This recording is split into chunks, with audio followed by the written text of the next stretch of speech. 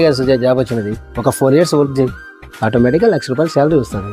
Experience మీద తప్పకుండా వస్తుందన్నా. తీసుకోమ్మా. అబ్బాయికి శాలరీ ఎంతంటమ్మా?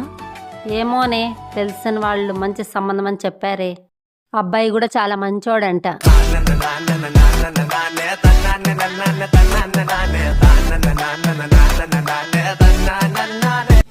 అక్క, అమ్మాయి నాకు నచ్చింది అక్క.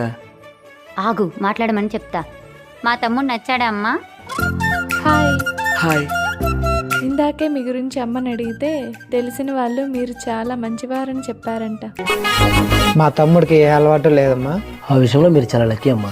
కానీ తెలిసిన వాళ్ళు మీ శాలరీ గురించి మాత్రం ఏం చెప్పలేదు. నా శాలరీ గురించి చెప్పలేదా అక్క? ₹1,00,000 2,00,000? తప్పుగా అనుకోకండి. మినిమం 1 lakh శాలరీ ఉంటుంది కదా. అంటే ఈ కాలంలో మినిమం ₹1,00,000 లేకుంటే బతకడం చాలా కష్టం కదా. డబ్బుదేముందమ్మా? నా శాలరీ గురించి ముందే చెప్పుంటారనుకున్నా. ఇప్పటికీ మించిపోయిందేం లేదనుకోండి. అన్ని కటింగ్లు పోను నెలకు 33,000 వస్తాయండి. 33,000? అబ్బాయి చాలా మంచోడమ్మా. మీకు సొంత ఇల్లైనా ఉందా? నీకేం తెలీదు, నువ్వు ఊరుకో అమ్మా. సొంతిల్లు లేదండి, బాడిగింట్లోనే ఉంటున్నాం. మీరిందాక ఆటోలో వచ్చినప్పుడే అనుకున్నా. బాబు సుజయ్, అమ్మ ఏదో తెలియక మాట్లాడేసింది బాబు. అలా మధ్యలో వచ్చేస్తే ఎలారా? రాకుండా అక్కడ కూర్చొని ఏం చేయమంటావు అక్క?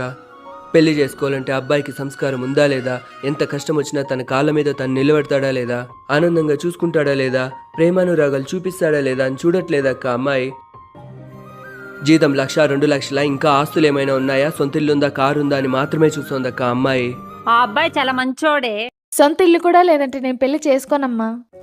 ఒకవేళ ₹1,00,000 జీతం వచ్చినా ఇలాంటి డబ్బు పిచ్చున్న అమ్మాయి మాత్రం నాకు వద్దక్క.